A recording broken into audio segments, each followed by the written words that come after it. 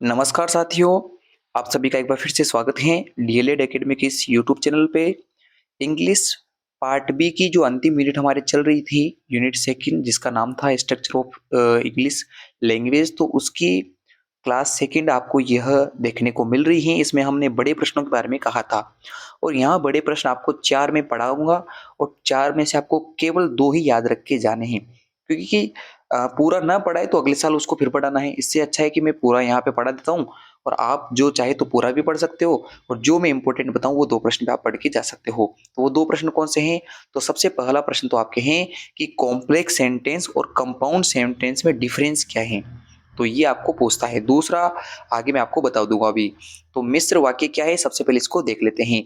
हमने जब हिंदी में पढ़ा कि मिश्र वाक्य क्या होता है, तो वहाँ आपको एक परिभाषा देखने को मिलती है। वह परिभाषा ये है कि जब 2 स्वतंत्र वाक्य, 2 स्वतंत्र उपवाक्य किसी वाक्य के अंदर हो, जो एक किससे जुड़े हो? जो जुड़े हो कंजंक्शन से, यानी कि संयोजक शब्द से, तो वह कहलाता है आपके मिश्र वाक्य। तो बिल्कुल एज़ इट इज़ यहाँ हमने डेफिनिशन लिखी है। अ कंपाउंड सेंटेंस, एक मिश्र वाक्य, इज़ अ सेंटेंस, एक वाक्य है, दैट हैज़, जो रखता है या जिसमें होते हैं, एट लीस्ट 2, जिसके अंदर 2 कम से कम होते हैं, इंडिपेंडेंट क्लॉजेज़, 2 स्वतंत्र उपवाक्य, जॉइंड बाय अ कॉमा, जो जुड़े हो सकते हैं एक कोमा से, सेमीकोलन अर्ध कोमा से और कंजक्शन या संयोजक शब्द से, तो वो कहलाएगा आपका कंपाउंड सेंटेंस। इसके एग्जाम्पल देखते हैं। तो 2 एग्जाम्पल मैंने लिए हैं, आप पेपर के लिए एक भी लिख के आ सकते हो। जैसे कि आई लाइक स्विमिंग, मुझे तैरना पसंद है, एंड और आई लाइक रनिंग, मुझे दौड़ना पसंद है। तो मुझे दौड़ना पसंद है और मुझे जो है स्विमिंग करना पसंद है, तो इन दोनों में कोई संबंध नहीं है।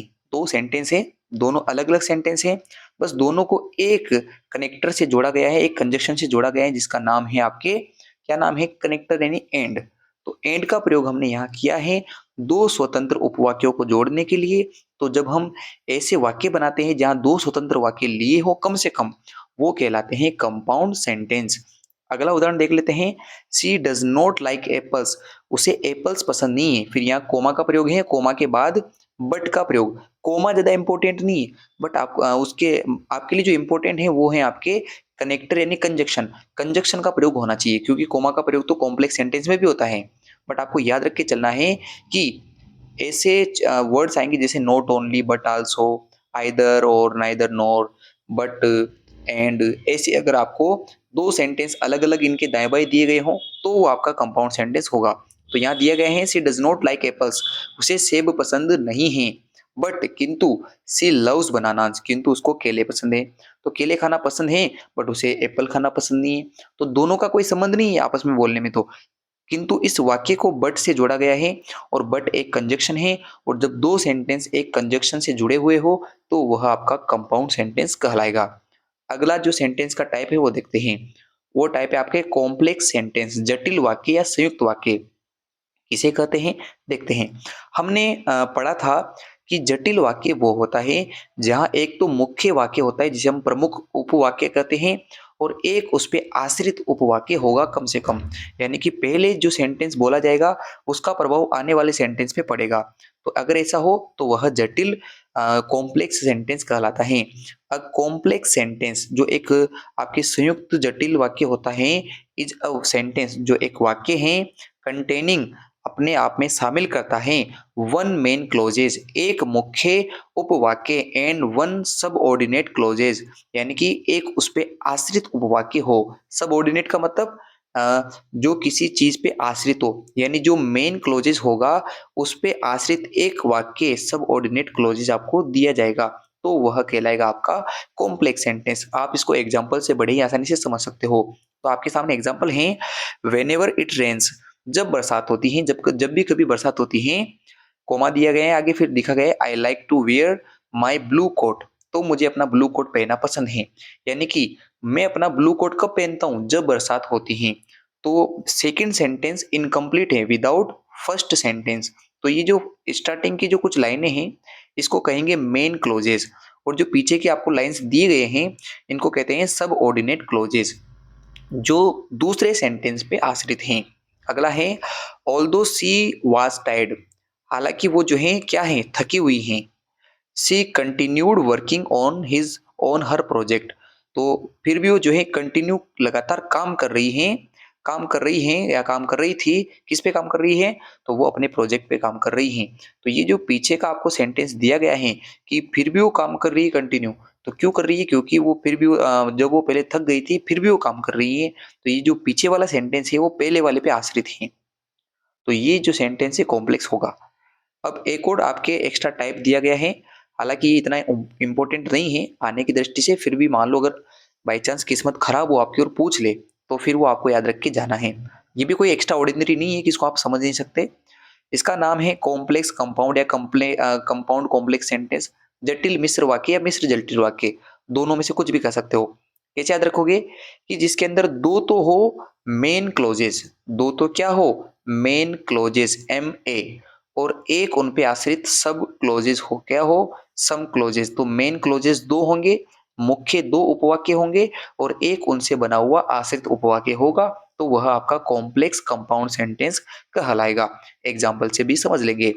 अ सेंटेंस एक वाक्य दैट कंटेन्स जिसमें शामिल हो to or more main closes, दो या दो से अधिक मेन क्लोजेस, एंड एटलीस्ट और कम से कम वन सबऑर्डिनेट क्लोजेस, एक आश्रित उपवाक्य हो, इस कोल्ड कहलाता है अ कंपाउंड कॉम्प्लेक्स सेंटेंस, जटिल मिश्र वाक्य। तो एग्जांपल से समझेंगे। एज द लाइट फ्लैश्ड, बिजली चमक रही है जैसा कि, एंड द रेन फेल, बरसात गिर रही है, as he entered the house, तो वह घर में प्रवेश कर जाती हैं। तो बिजली का चमकना और बारिश का होना ये तो है मेन वाक्य, इस वजह से क्या हो रहा है कि वो घर पे अंदर एंटर कर जाता है। तो घर पे एंटर करना बात की बात है, यानी कि वो दो घटनाएं हो गई पहले, इस वजह से जो है आदमी अब घर में एंटर कर रहा है। तो यानी कि डिपेंडेंट क्लोजेस या सब ऑर्डिनेट क्लोजेस तो पीछे वाला है, और आगे वाले जो दो क्लोजेस हैं वो मेन क्लोजेस की तरह काम में लिए जाते हैं। तो ये आपका सेंटेंस का टाइप या सेंटेंस के जो क्वेश्चन है वो पूरे हो चुके हैं। अब इसके अलावा मैं आपको दो तीन प्रश्न और करवाऊंगा, जिसमें से एक प्रश्न आपके हैं वावेल साउंड्स और कॉन्सोनेंट साउंड में क्या डिफरेंस है। फिर अगला आपके पूछेगा कि मोनोफ्थोंग्स और डिप्थोंग्स में क्या अंतर है। मैंने आपको सिंगल लाइन वाले तो आपको मोनोफ्थोंग डिप्थोंग समझा दिए थे, किंतु यदि 3 नंबर वाला प्रश्न आ जाए तो आपको यहाँ से लिख के आना है, और ये सबसे ज़्यादा इंपॉर्टेंट प्रश्न यहाँ से बन जाता है। यदि इस साल आपके टाइप्स ऑफ सेंटेंसेस जो कॉम्प्लेक्स कंपाउंड आपको भी मैंने पढ़ाए हैं उसमें से नहीं पूछता है, तो फिर ये प्रश्न आपको पूछ लेगा। और इसके अलावा फिर एक और अंतिम प्रश्न है कि ग्रामर टीचिंग स्ट्रेटेजीज किस प्रकार से यूज होती है और क्या-क्या हैं। तो यहाँ हम सबसे पहले देख लेते हैं कि वावेल साउंड और कॉन्सोनेंट साउंड क्या है। पिछले साल भी आपने पढ़ा था, फिर भी आपको एक बार और अच्छे से समझा देता हूँ। Vowel sounds are 20 in numbers. अभी आपको मैंने पिछली वीडियो में बताया था कि अंग्रेजी में वावेल साउंड कितने हैं, 20 हैं। कॉन्सोनेंट साउंड कितने हैं, 24 हैं। They are divisible into monophthongs and diphthongs. जो आपके वावेल साउंड हैं वो दो प्रकार के थे, एक थे मोनोफ्थोंग्स, दूसरे थे diphthongs. They are not divisible as such. तो ये जो है डिविजिबल नहीं है, कौन, कॉन्सोनेंट साउंड, ये जो है आपके वॉवेल साउंड की सहायता से बोले जाते हैं। उसके बाद अगला है their symbols are difficult to learn. याद करने में कठिन होता है, स्वर ध्वनियां जो हैं उनको याद करना या उनके सिंबल याद करना, प्रतीक याद करना कठिन है। अब यहाँ आपको देखो टाइपिंग मिस्टेक दे रखी है, तो यहाँ आएगा their. Their symbols are easy to learn, ये इजी हैं इनके प्रतीक याद करने के लिए। आप 3 भी लिख के आओगे तो कोई आपको नंबर नहीं काटेगा। अगर आप ये तीनों पॉइंट इधर और 3 इधर लिख के आओगे तो भी आपको पूरे 3 नंबर दे देगा। फिर भी अगर आप चाहो तो चौथा पॉइंट याद कर सकते हो। इसमें क्या है, they help in pronouncing consonant sounds in their complete form. तो कॉन्सोनेंट जो होते हैं उनको अच्छे से बोलने के लिए, उनको अच्छे से प्रोनाउंस करने के लिए हमें हेल्प लेनी होती है वावेल साउंड की। ऐसे ही यहाँ आपको लिख सकते हो, बिल्कुल सेम लाइन आप यहाँ लिख सकते हो कि जो आपकी कॉन्सोनेंट साउंड है वो विदाउट वॉवेल साउंड प्रोड्यूस नहीं किए जा सकते। तो ये आपका यहाँ से प्रश्न हो जाता है। अगला प्रश्न है मोनोफ्थोंग्स और डिप्थोंग्स में क्या डिफरेंस है। तो मोनोफ्थोंग्स क्या होते हैं, monophthongs is a pure vowel sound. शुद्ध जो स्वर ध्वनियां होती हैं उन्हें हम मोनोफ्थोंग्स कहते हैं। और diphthongs is a combination of two or more than two vowel sound. दो या दो से अधिक जो स्वर ध्वनियां हैं उनका मिश्रण कहलाता है डिप्थोंग्स, जिन्हें हम ग्लाइड्स भी कहते हैं।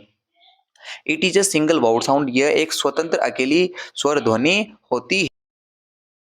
अगर इसी वे में आगे हम बात करें तो जो आपके मिक्स्ड वावेल साउंड होते हैं उनको हम कहते हैं डिप्थोंग्स। क्योंकि अगर 2 या 2 से अधिक जो वॉवेल साउंड मिक्स नहीं होते, तो वो डिप्थोंग्स नहीं कहलाते। तो सिंगल वॉवेल साउंड तो होते हैं आपके, क्या होते हैं? वो तो होते हैं मोनोप्थोंग्स।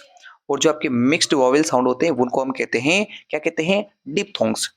It comes out of the mouth without facing any obstacles like teeth, jaws, lips और platelets। तो जब हम स्वर ध्वनियों को बोलते हैं, सिंगल जो प्योर वाउल साउंड है, उनमें हमको ज़्यादा जोर नहीं लगाना पड़ता है इन सभी चीज़ों का, लिप्स वगैरह का, इनका। तो इनका कोई ज़्यादा रोल नहीं होता है। जबकि जिस बोलने में ज़्यादा जोर हो और जहाँ वन वावेल साउंड ऑब्स्टिकल्स करे किसको?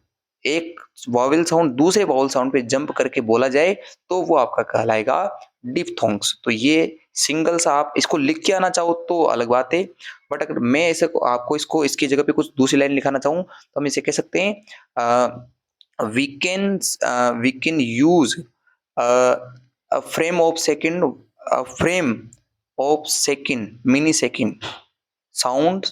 तो ये होगा आपका, we can use a frame of second sound is monophthongs. तो हम इसका प्रयोग करते हैं जब मिनी सेकंड में हम बोलते हैं किसी वॉवेल साउंड को, तो वो हमारा कहलाएगा मोनोप्थोंग्स। और whenever we use a vowel sound jump over the other, दूसरे के ऊपर जब हम जंप करता हुआ एक वॉवेल साउंड बोलेंगे, तो वो हमारा कहलाएगा डिप्थोंग। अब हम इस यूनिट का लास्ट प्रश्न देख लेते हैं, किंतु मुझे नहीं लग रहा है कि इतना इंपॉर्टेंट है। फिर भी अगर मान लो पूछ ले, तो आप इसको याद रखें कि ग्रामर टीचिंग स्ट्रेटेजीज क्या होती है। फर्स्ट ईयर के लिए भी आज मैंने इसको पढ़ाया था, और आपके लिए भी यहाँ बता देता हूँ कि ग्रामर यानी व्याकरण को पढ़ाने के लिए जो स्ट्रेटेजीज हैं वो क्या क्या होनी चाहिए, प्राइमरी लेवल पे या सेकेंडरी लेवल पे। तो बात करते हैं कि इसकी आवश्यकता क्यों है। तो सबसे पहले आवश्यकता इसलिए है क्योंकि ये हेल्प करती है इन फॉर्मिंग, बनाने में, the correct language habit. Correct language यानी कि भाषा के सही आदतें बनाने में, विकसित करने में उसको सहायता करती हैं। इट डेवलप्स, यह विकसित करता है, द पावर ऑफ थिंकिंग, सोचने की क्षमता को, एंड रीजनिंग, तार्किक क्षमता को, इन द स्टूडेंट्स, विद्यार्थियों के अंदर।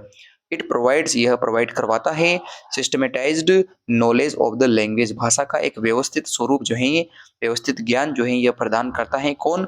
Grammar teaching. तो ग्रामर टीचिंग बहुत जरूरी है। बिना ग्रामर के आप जो है अंग्रेजी भाषा को नहीं समझ सकते। तो इसके बिना आपको अंग्रेजी में सोचना समझना, उसमें तर्क करना या भाषा को सही तरीके से बोलना, ये नहीं आएगा। तो ये ग्रामर टीचिंग बहुत ज़रूरी है। इसके लिए क्या क्या स्ट्रेटेजी होनी होनी चाहिए? स्ट्रेटेजीज, तो इसके लिए हमारे पास जो रणनीति होनी चाहिए वो होनी चाहिए using social media. Social media का यूज़ करें, अच्छे अच्छे वीडियोज़ जो हैं बच्चों को दिखाएं, ताकि उनके अंदर मोटिवेशन हो, उनको सीखने के लिए जो है एक मोटिवेशन मिल सके।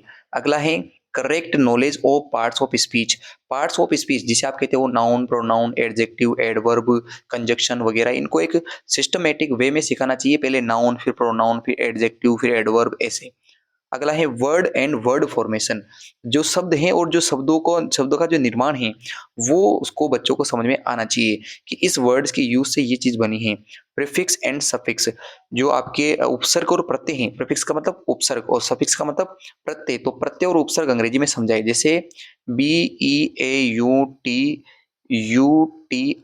ये है आपका BUAUTY, ये तो है ब्यूटी। और इसके पीछे FUL जो है, आप जब जोड़ देते हो तो ब्यूटीफुल बनेगा। और ब्यूटीफुल, तो FUL जो है यहाँ आपका सफिक्स है। तो ये इस प्रकार से आप यूज करना सिखाओगे तो वो जल्दी सीखेंगे ग्रामर को। अगला है sentence and their different kinds. जो अभी मैंने आपको बताया था कॉम्प्लेक्स, कंपाउंड, ये सेंटेंस हैं और इनके टाइप्स है कि कैसे अंग्रेजी में इसको यूज करते हैं। कैसे पहचानोगे कि कौन सा सेंटेंस दिया गया है? तो इसलिए हम बताना पड़ता है कि टीचिंग करते टाइम पे ग्रामर को कैसे सीखें। अगला है टेंसेस। तो इसके पिछले वीडियो में मैंने आपको समझाया था कि tenses, helping verbs, verbs, infinite verbs, models वगैरह, ये क्या होता है, इनको समझना बहुत जरूरी है। उसके बाद है ड्रिल ऑफ ग्रामर। ग्रामर की प्रैक्टिस जो है लगातार ड्रिल्स करवाना जरूरी है, ताकि करत करत अभ्यास से जड़मति हो तो जान। बार बार अभ्यास करने से चीजें आसान, ईजी हो जाती हैं। फिर अगला है रोल प्ले करवा दिया। किसी भी एक नाटक को जो है अंग्रेजी में बुला दिया, अंग्रेजी की भाषा में या ग्रामर का जो है एक रोल प्ले करवा दिया कि मैं इज बोलूंगा, तो जो है सामने से एकल वस्तु यानी कि सिंगल जो है नाउन वाली वस्तु बोलना। मैं आई बोलूंगा, तुझे एम बोलना है, क्योंकि आई के साथ हम एम का प्रयोग करते हैं। तो रोल प्ले भी करवा दिया, डायलॉग बुलवा दिया। तो कई सारे डायलॉग्स जो संवाद बोले जाते हैं, उनमें भी जो है ग्रामर का यूज़ होता है। क्वेश्चन आंसर सुन लिए बच्चों से, तो इससे भी वो सीख जाएँगे। वर्ड कार्ड्स, किसी कार्ड पे वर्ड्स लिखे रहेंगे और उन वर्ड्स का जो है आप ग्रामर समझाने के लिए यूज़ कर सकते हो। अंतिम है बाय यूजिंग गेम्स एक्टिविटीज़, खेल-खेल में जो गतिविधियाँ होती हैं, खेल आधारित गतिविधियाँ, उनसे भी अंग्रेजी ग्रामर को सिखाया जा सकता है। तो ये 4 प्रश्न हो चुके हैं सेकंड यूनिट के लिए। तो पार्ट बी आज कंप्लीट होता है। अब अंतिम 2 यूनिट्स आपकी बची हुई हैं जो आपकी यूनिट 3 और 4 हैं। पार्ट ए की बहुत ही जल्दी अगले 2 वीडियो में उनको पूरा करवा देंगे।